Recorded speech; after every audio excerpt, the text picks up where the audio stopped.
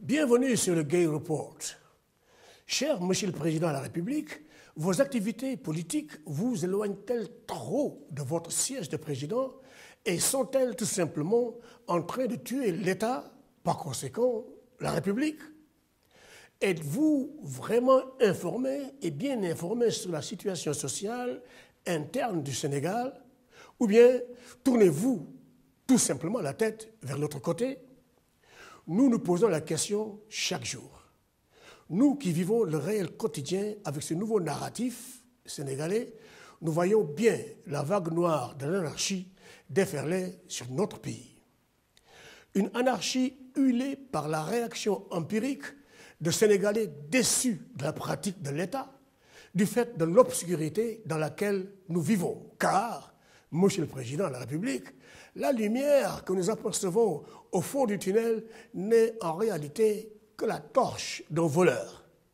Le dernier scandale sur les abris provisoires pour les élèves sans classe proprement dite, ainsi que la manière dont des milliards ont été débloqués pour des entreprises non qualifiées, incapables de réaliser les œuvres, sont venus exacerber le marasme stagnant et sanglant installé déjà dans nos cœurs par l'affaire des 1000 milliards du Covid. Les images de ces élèves assis par terre ou sur des briques dans un pays d'éducation comme le Sénégal, doté d'une formidable élite nationale et internationale, respectée, eh bien, Monsieur le Président, ces images-là sont tout simplement indignes.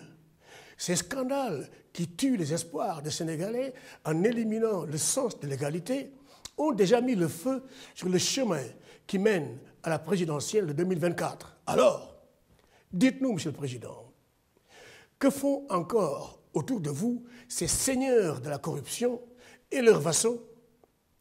Croyez-moi, ces scandales ainsi que plusieurs autres impunités et malversations actives dans notre pays que nous avons dénoncées à maintes reprises devant ces caméras auront les pires effets sur les chances du candidat de votre parti à l'élection présidentielle de 2024, car les blessures seront encore fraîches.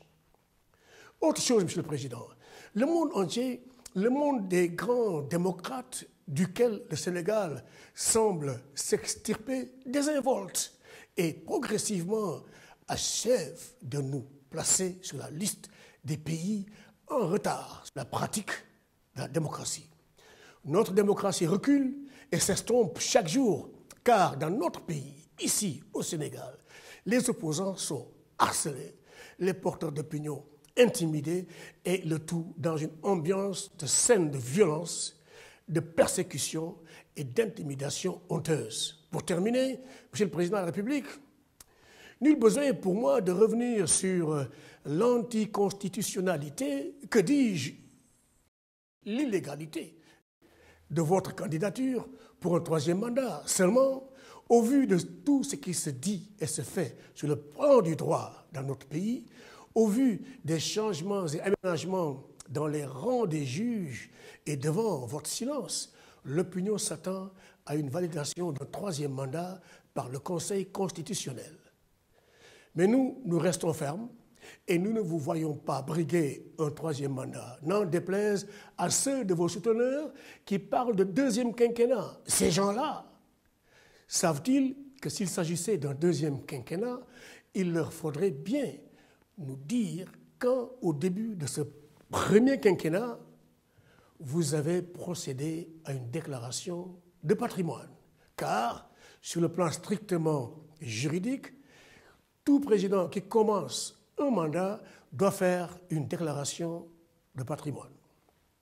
Cette question, tout comme nous, vous ne l'ignorez pas. Et pourtant, vous ne dites rien aux Sénégalais. Vous ne communiquez point là-dessus. Mais, cher Monsieur le Président, ne pas communiquer, c'est communiquer. Et nous avons bien reçu le message.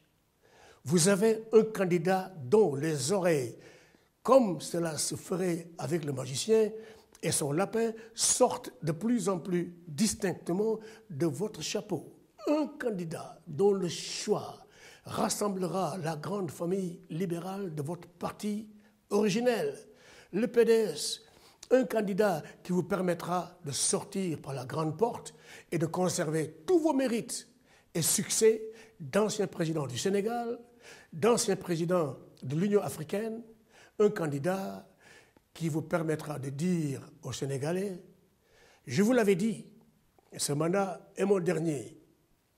Enfin, un candidat qui vous permettra de respecter votre parole, la parole donnée du président de la République, et sauver la hauteur et la noblesse de cette fonction.